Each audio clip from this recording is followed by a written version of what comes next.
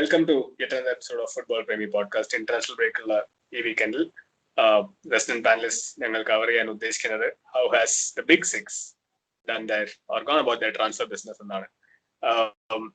യഥാർത്ഥത്തിൽ അതിൽ ഏറ്റവും ബോട്ടം ആരാണെന്നുള്ളത് it's as clear as water. So ranking will keep for the last, but for now in this സെഷനിൽ നമ്മൾ the North Londoners, Arsenal and Tottenham Hotspurs, beginning with Spurs. Before that, our usual suspects, Bala, and we have the gunners in the house, Abhishek and Shriman Krishnaraj Kodoth. Abhishek എന്ന് പറയുമ്പോൾ B ചിഹ്നം കാണിച്ച് തന്റെ പേര് തെറ്റായി മനസ്സിലാക്കിയ കോഡോത്താണ് രണ്ടാമത്തെ Arsenal fan in the house. Okay, so we start with Tottenham. ഈ സെറ്റ് ഓഫ് 6 വീഡിയോസ് ഞങ്ങൾ ഉദ്ദേശിക്കുന്ന ഈ സീസണിൽ അൺബയസ്ഡ് ആയിട്ട്, ഈവൻ ദോ 4 ഗെയിം വീക്സ് കഴിഞ്ഞെങ്കിലും, how have the team reinforced their roster, maybe gone about their business in general. Tottenham എന്ന് പറയുമ്പോൾ they've made 6 new signings and they've converted Lo Celso into a permanent deal, so we could count that as 7 newcomers in total, plus Bergwijn was a winter transfer last season, so they've made quite a good amount of reinforcement.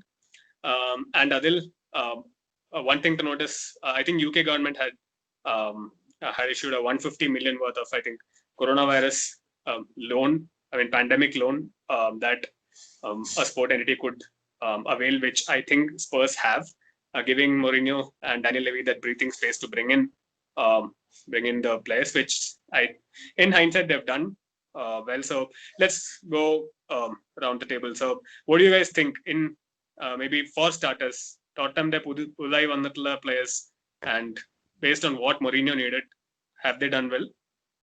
Bala? I think they checked all their boxes except for center forward. I think they have Vinicius, but he's not a proven quantity. Proven commodity, right? So other than the center forward, I think they are heavily reliant on Harry Kane right now. He's in the form of his life. So as long as that hype train is there, let them ride it. പക്ഷേ I think an unfortunate injury or something like that to Harry Kane could derail. അതല്ലാണ്ട് I think rest of the spots, midfield looks like a classic Mourinho midfield. I think center of the defense maybe still not as strong as they would have liked it, but I think that midfield more than compensates right now. Everyone is kind of fighting for each other പോലെയാണ്.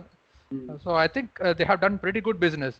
Yeah, see, നമ്മൾ cover ചെയ്തിട്ടുണ്ട് that their vacant positions are being filled, but even നമ്മുടെ for the benefit of our viewers, season preview of Tottenham ഞങ്ങൾ പറഞ്ഞായിരുന്നു Tottenham do need a backup striker, because anything happens to Kane, they go back to either a Lucas Moura or a Son as a part-time striker, so to speak. Appa our position still may be something that Mourinho will look at, but what do you guys think about your opposing North Londoners? Have they strengthened well enough in comparison to your home team? In the past also they have strengthened. You remember once they bought in 8 to 9 players, and you know how that വിറ്റുപോയ പൈസ ആ same പ്ലെയറിനെ തിരിച്ചു കൊണ്ടുവന്നിട്ടാണ് Tottenham ഇത്തവണ reinforce ചെയ്തിട്ടുള്ളത്. I think only Lamela is left out of that bunch, right? The rest everyone is gone. Anyway, yeah. But yeah, the strike force or the front four, right? They are as good as any in the league, right? A combination of Lucas Moura, Harry Kane, Son, Gareth Bale, and then add Lamela to the mix. We saw what happened in the last weekend. So the front four is very good, right? And they have made very decent additions. Let's see how it goes. For me personally, see, they've bought in numbers. There's no doubt about it. They've bought in some big names, but for me, the smart signing would be Højbjerg that they bought from Southampton. He's through and throughout a Mourinho kind of a defensive midfielder, silent. You won't really see him in the game. He'll be making a lot of tackles here and there, and he'll be basically controlling the midfield. So they've done a very good job in bringing in Højbjerg, but they've bought in a few established names like Bale and Matt Doherty, but I'm not really convinced. So Matt Doherty basically has been doing very well in a back 3 formation at Wolves. In the back 4, I'm not sure how effective he's going to be, and it all depends on who his strike partner is, whose partner in the wings would be in the right hand. If it is Bale, I'm not at all convinced. Bale, at 31, he has a lot of distractions in his life. He's not the Bale that we saw, around 4 or 5 years back. It's way different. I'm thinking Bale would mostly be used in the center instead of Dele Alli, and you might have maybe Eric Lamela or Bergwijn on the right. If that is the case, I think Doherty would do good. But basically, a Bale plus Doherty combination does not instill any confidence in me at all. I would slightly disagree with that because Bale in the center is wasted, and Mourinho never puts up someone in a formation that is not suitable. Because Bale, the main attributes that Bale has as a player, wingilana Mourinho. Yeah, I mean, we all know how Mourinho likes to set up his team in a counter-attacking form. So, adinu pattiya players are rendu wingilullu. Bale center കളിപ്പിക്കുകയാണെങ്കിൽ he is not as creative as the other good center midfielders are there in the Premier League. So maybe he'll not get like week in week out game time കിട്ടിയെന്ന് വരില്ല, but definitely I think he's going to play in the wing. But I agree with the point that Doherty is not really suited for the 4-4-2 കാരണം 3-5-2 Doherty's primary role in that Wolves formation was to either win the first headers for your own goal kick or attack the space on the wing so that their right wing, being Traore or whoever played on the right for Wolves, can come and get that space. So attacking, of course, he can do it, but defensive stability he cannot provide to that Spurs setup. So he has a fair point. What is your take on Harry Redknapp's prediction that they're ready for the title? On the outside, no.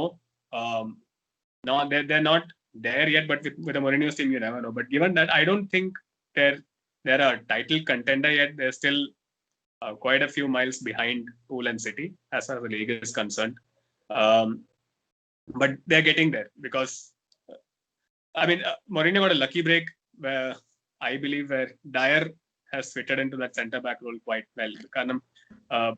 Pochettino വിട്ടുപോയ സ്പേഴ്സിലെ centre മിഡ്ഫീൽഡിനെ bypass ചെയ്യാൻ വേണ്ടിയിട്ടുള്ള defenders ആണ് first thing that Mourinho looked in the transfer market, and he only has Alderweireld who can make a pass directly to Kane. കാരണം സ്പേഴ്സിനെ കളി ശ്രദ്ധിച്ചിട്ടുണ്ടെങ്കിൽ around 60% of the passes that go from the back direct Kane long ball to Kane control ചെയ്യുന്നു, and their wingers load either the left or the right. ആ ഒരു ball കളിക്കാനും ആ ഒരു vision ഉള്ള centre ബാക്കിനാണ് first thing Mourinho നോക്കിയത്, but clearly there aren't many in the market who are available.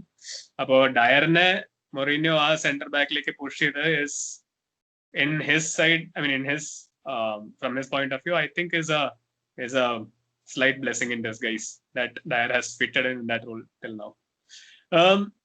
But I mean, coming back to Abhishek's point, do you think there is still a position that is yet to reinforce? I mean, is there a position that Mourinho needs to fill so that he, like Krishnad said, they are genuine title contenders? I think our departures to Nokomo, they have lost Vertonghen this season, right? So he was already on a decline, if you can look at it like that. But our quality, a prime for CB, I think will get them over the hump. And പിന്നെ മറ്റൊരു കാര്യം, ഈ season ഒരുമാതിരി Leicester ജയിക്കുന്ന season പോലത്തെ ഒരു സീസണിന്റെ സ്മെല്ലുണ്ട്. Basically anything can happen because of how the corona is, how the stoppages could be, and stoppages would come from any direction, like what is now probably happening with Tierney, right? Or international break il poയിട്ട് avidannu you are coming back and you are forced to out of the mix. You know, that could happen to anybody. Like we were joking, what if something happens in the middle of a Spain-Portugal tie? There's a corona outbreak, and there is, I think, half the sides in the English Premier League are without their star players. So this is a really crazy season. It's a crazy season. So I think, and what we have already seen is there is no such thing as defensive stability or solidity in any teams. Everybody is like kilo kadakilana goal okka etu medikkunnathu. So it's I mean, most teams have recognized that also. They know that there are going to be cheap penalties. They know they have to score more than the opposition to win. So mode lana. So angane nokkumbom I think they have an outside chance. No, but what I mean, coming back to what you said earlier, right? Bala parna seriyannu enikku thonnu. God forbid, because I support England, but God forbid Kane injury vannu kazhinjal, there is no prolific striker or even a semi-prolific striker in that first lineup who can deliver as much as Kane does. കാരണം Kane's goals score മാത്രം ചെയ്യുന്നല്ല, ball properly assist ചെയ്യുന്നതും I mean in this season especially track back the defending കൂടി ചെയ്യുന്ന ഒരു complete striker ആണ്. If Kane goes, I think that's going to be a big setback for Mourinho. So Drogba-ക്ക് മാറ്റുകയാണ് Mourinho. So and he's been amazing actually. Yeah, sorry, go ahead. I was just saying that the replacement that they had for Kane, Carlos Vinicius, he started out his career as a centre back. So I don't know. The worst case, you never know. He might be asked to draft him with all these corona restrictions coming in. I mean, Davinson Sanchez is not in his favors, is it? Or I have not seen him as part of Mourinho's plan, even in Europa for that matter, not in big time. Even and Orkanilla. So he has options at back, but maybe it's something that he does not really believe in. I don't think he believes that it's not an established set of defenders anyway, right? Maybe Dier is the only one with a bit of experience. Otherland, Reguilon looks like quality right now on the left back side, but Doherty is good, we know that. But I think centre back side, they're really not that stocked. Left back even if not Reguilon, you have a week in, week out 7 out of 10 kind of performance in the Ben Davis. Like maybe not a 9 or 10 ever, but 7 is assured. Proper defending defender, you always have a backup. That's not a bad option to have. So transfer wise, I think in my opinion Spurs have actually done well. But Gareth Bale wages I think is 300k. Of I think 600k of which half of Real Madrid are paying, if I'm not wrong. So I have never really seen Spurs break the bank on wages for a player unless they have. So maybe he has some plan up his sleeve. You never know. Golf course fees ഒക്കെ ആരെ കൊടുക്കുന്ന Spurs ആണ് Real Madrid. അത് Daniel നോക്കണമല്ലോ. See, I think it is a low risk, high reward kind of a move to get Bale right now because it's not a long term contract. It's like almost like a trial period. You are taking a trial on a really quality player, right? So if he fires for you, even if he gets a couple of goals, even if he draws the defenders towards him in a game, I think that is money well spent. And I don't think he's a wash up. I think Real missed a trick in not utilizing him. Honestly, we are going to see a Bale almost as good as maybe James Rodriguez. It's like I expect that because that guy's quality, he's still playing at a high level for Wales. And on the flip side, real usage illa nu parayunnu seriyalla 3 Champions League kittiyadu verudeyaanu. Alla പക്ഷേ he was not playing day in day out, right? Correct. I mean, when he was put on the pitch, he was doing well, but you still shunt him around to accommodate everyone else. ആ ഒരു team എന്ന് പറഞ്ഞാൽ complete ഈഗോന്റെ ടീമാണ്. But if you look at the Champions League performances, right, of the 3 seasons they won, he was the mastermind behind. Of course, but no one gives him the credit also, right? Nobody gives him the credit of whatever he has done. Yeah, of course. That's what I'm saying. He's not the washout that Zidane claims him to be. Like benching him like that. Absolutely garbage. On the flip side, given Bale has come, I mean, Spurs in Europe and I mean this Mourinho second season, of course, he'll be chasing cups as well as FA Cup. I mean, FA Cup and Carabao Cup also. What do you think will be his preferred starting lineup? Given he has so much options on the wing right now. Bergwijn and Moura and Bale and Son and Lo Celso and Lamela and Lo Celso might still be played in the center, but still that's 5 wingers who actually can start in a Premier League team.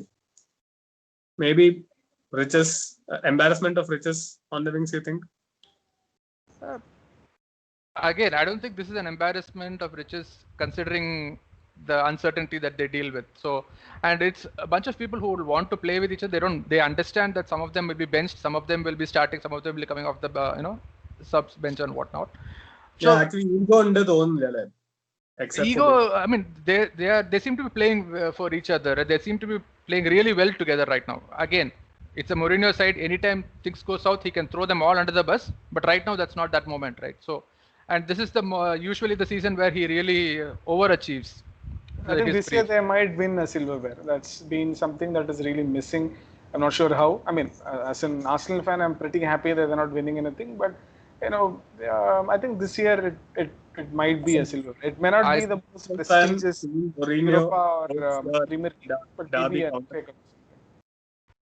an Arsenal fan saying Mourinho coach or Derby counterpart, you would be happy saying them not win anything, I guess. Absolutely, yes, no doubt about it. But I think Spurs are dark horses for Europa. I think that would be Mourinho's top. But it's the same thing, right? Given their main team stays injury free. Yeah, exactly. Yeah, exactly. അല്ലെങ്കിൽ സ്പെയിനിലൊക്കെ പോയി സെവിയനെ കൂടെ കളിച്ചിട്ട് അവരെ ഓടിച്ചിട്ടടിക്കും. I mean, speaking of people who have come in, who have they let go of someone? Sessegnon loan പോയി തോന്നുന്നു. But apart from that, departures on loans and things like that, and I think some people are getting blackballed, right? So Danny Rose is kind of getting blackballed. Okay. So let's do a grade. Let's say AEC.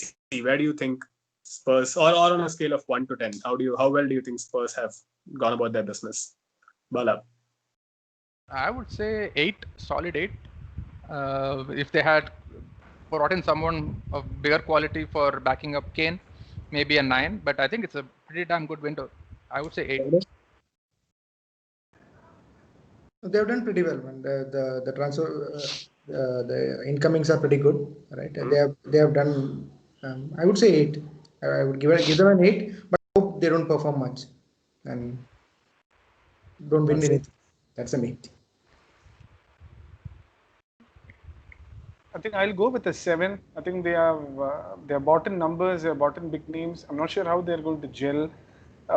They are really short of a centre back. I think they're still looking at somebody from Swansea, and they might still get a centre back. So if they had added a quality centre back, then maybe 8. But without that, maybe 7. Yeah. Okay. Even I'd give a 7. So that's about 7.5. Thank you guys. For this session. അടുത്ത Arsenal വീഡിയോയിലേക്ക് നമുക്ക് കടക്കാം. Let's go.